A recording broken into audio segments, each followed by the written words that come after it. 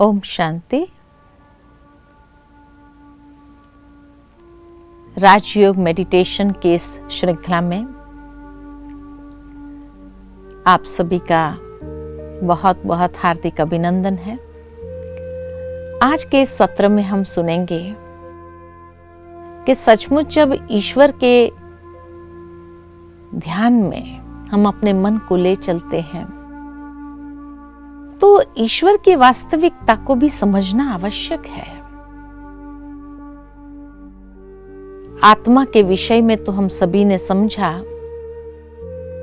कि आत्मा एक चैतन्य शक्ति है, अजर अमर अविनाशी है, प्रकाश पुंज है, जो इस शरीर की कर्मेंद्रिय के माध्यम से हर कर्म करती है, जिसके पास ये सूक्ष्म शक्ति है, मन, बुद्धि और संस्कार। ये आत्मा की वास्तविकता है। इसीलिए कोई व्यक्ति जब शरीर छोड़ता है तो एक ज्योत जलाई जाती है उस आत्मा की याद में। ठीक इसी तरह पिता परमात्मा की वास्तविकता क्या है? तो जिस तरह एक पशु का पिता पशु है, पक्षी का पिता पक्षी है, मनुष्य का पिता मनुष्य है, तो आत्माओं का पिता परमात्मा।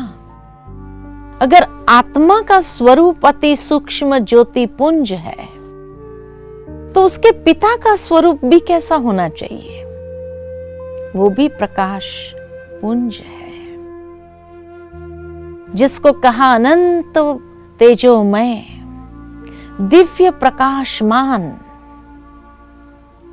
जिसके लिए श्रीमद् भगवद गीता में जब अर्जुन ने उस दिव्य स्वरूप का साक्षात्कार किया तब यही कहा कि बस करो प्रभु, ये तेज को मैं सह नहीं पा रहा हूं। इतना अनंत प्रकाशमान, हजारों सूर्य से तेजोमय स्वरूप, दिव्य प्रकाश पुंज है, जिसका यादगार खाली भारत में नहीं बल्कि हर धर्म के अंदर उसी रूप में दर्शाया हुआ है। जैसे भारत के अंदर 12 ज्योतिर्लिंगम है और आज भी लोग जब मंदिरों में जाते हैं तो उसको कहते ही है देवों का भी देव महादेव, महादेव जी के मंदिर में जा रहे हैं। और वहां एक ज्योति स्वरूप की आकृति बनाई हुई होती है, स्टोन के रूप में, होली स्टोन के रूप में उसको मान्यता दी हुई है। लेकिन लोग कहीं मिसअंडरस्टैंड न कर दे के ये लिंग स्वरूप ही ईश्वर है, इसीलिए उसको कहा ज्योतिर्लिंगम, कि जो ज्योति का लिंग है या आकृति है। जैसे स्त्रीलिंग पुल्लिंग होता है कि स्त्री की आकृति या पुरुष की आकृति, ठीक इसी तरह ज्योतिर्लिंग माना जो ज्योति की आकृति है। तो आत्मा का स्वरूप अगर ज्योति स्वरूप है तो उसके पिता का स्वरूप भी तो वैसा ही होना चाहिए, जिसको सभी देवों का भी देव महादेव कहा गया। और इसीलिए 12 ज्योतिर्लिंगम आज भी भारत भर में महान तीर्थ स्थान माने गए हैं। लोग जब 4 धाम की यात्रा पर निकलते हैं तो वास्तव में चारों धाम शिव के मंदिर होने चाहिए। तो 12 ज्योतिर्लिंगम में से कोई भी 4 धाम पर अवश्य जाते हैं। कई लोग श्री कृष्ण के भक्त होने के नाते श्री कृष्ण के 4 धाम को ले लेते हैं, लेकिन वो श्री कृष्ण के 4 धाम है, वो शिव के 4 धाम है। और शिव अर्थात जो सदा कल्याण करने वाला, कल्याणकारी है, अनंत प्रकाशमान, लेकिन जो सर्व का कल्याण करने वाला। भारत में रामेश्वरम में जिसकी पूजा स्वयं श्री राम ने भी की,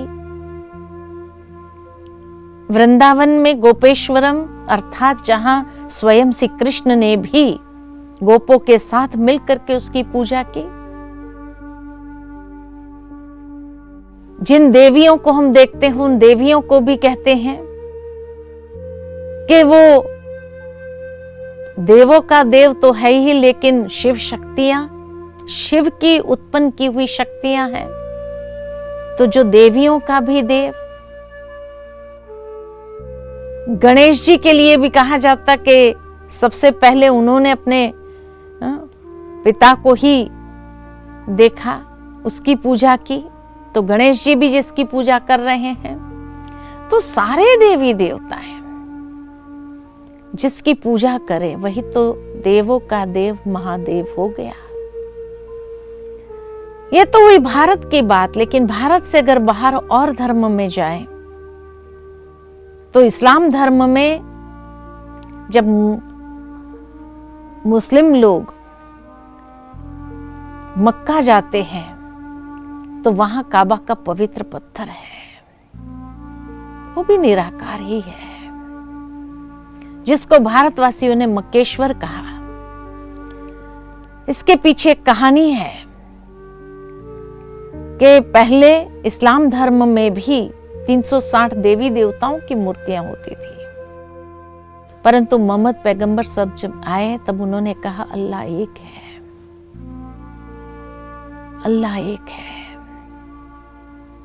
और स्वयं वो काबा के पवित्र पत्थर की स्थापना मोहम्मद पैगंबर साहब ने की थी। और इसीलिए आज तक जब भी नमाज पढ़ते हैं, मक्का के दिशा के तरफ नमाज पढ़ते हैं कि और किसी को नहीं, उस दिव्य स्वरूप को ही हम अपनी भावनाएं अर्पित कर रहे हैं।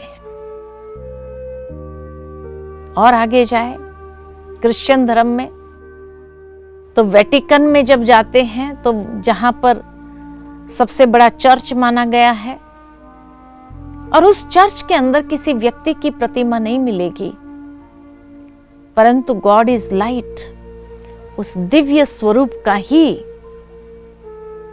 वहां प्रतिमा रखी हुई है और उसी को गॉड माना। जीसस ने कभी अपने आप को गॉड नहीं कहा, उसने यही कहा God is light, I am the son of God. और आगे जाए तो महात्मा बुद्ध ने कभी भी कोई मूर्ति पूजा की तरफ इशारा नहीं किया, लेकिन वो भी ध्यान करते हैं। किसका ध्यान करते हैं?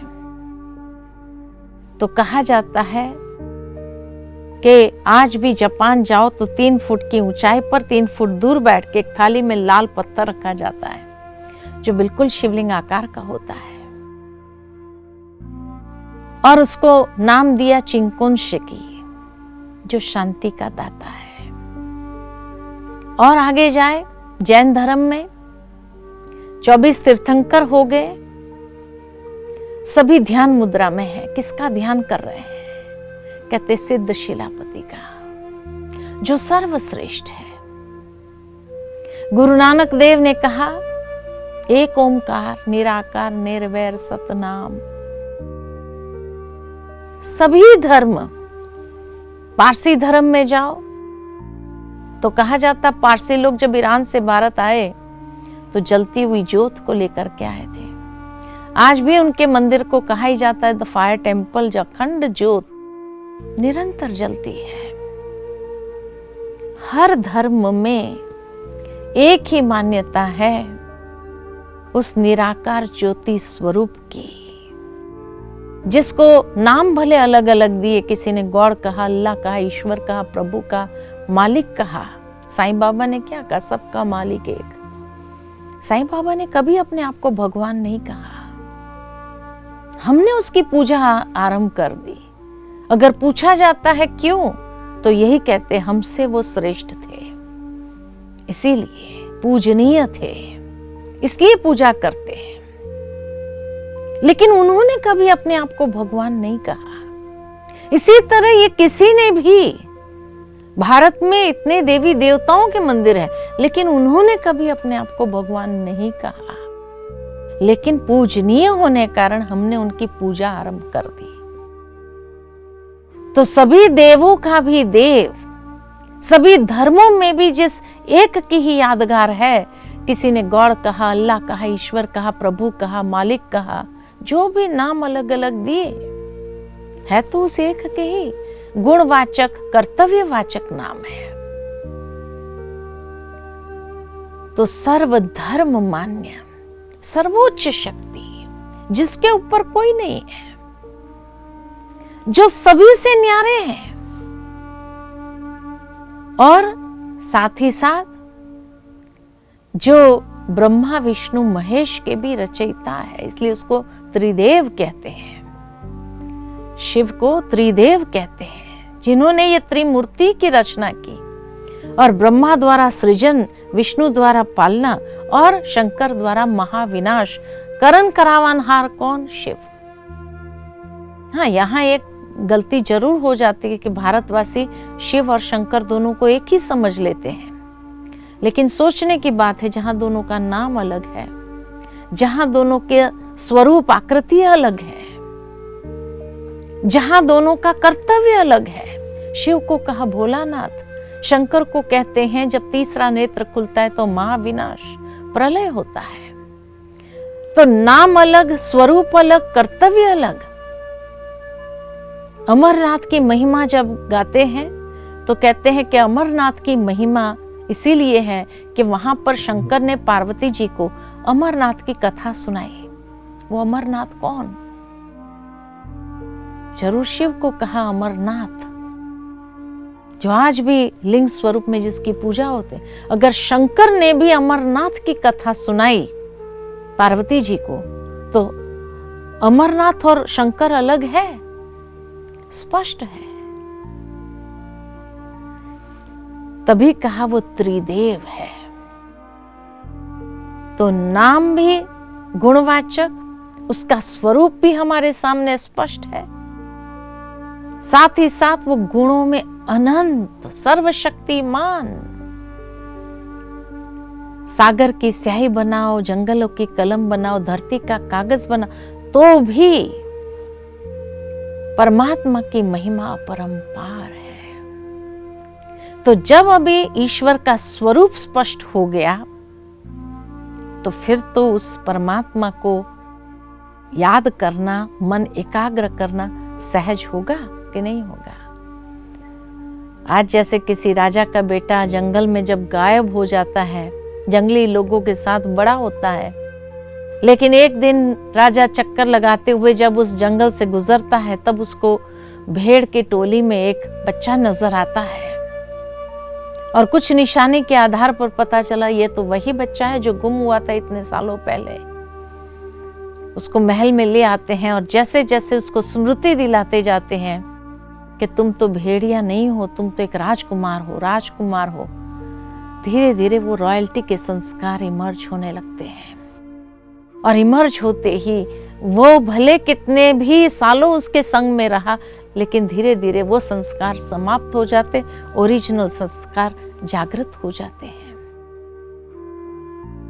तो इसीलिए परमात्मा की वास्तविकता को समझते हुए, आत्मा की वास्तविकता को जानते हुए, अब हमें अपने मन को एकाग्र करना है उस दिव्य स्वरूप में, क्योंकि वही मेरे माता पिता है। तो जब माता पिता का पूर्ण परिचय मिला, तो अब ध्यान एकाग्र करना सहज है। तो चलिए थोड़ी देर के लिए अपने ध्यान को एकाग्र करते हैं उस दिव्य स्वरूप पर।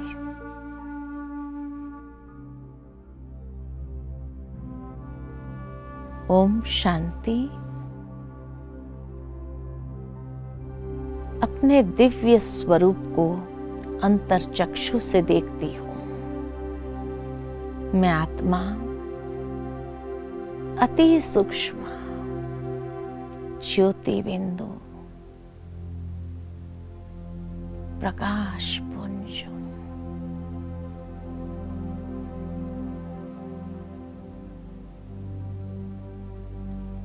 धीरे धीरे मन और बुद्धि को आत्मभाव में स्थित करते हुए उस पिता परमात्मा के दिव्य स्वरूप में एकाग्र करती हूं।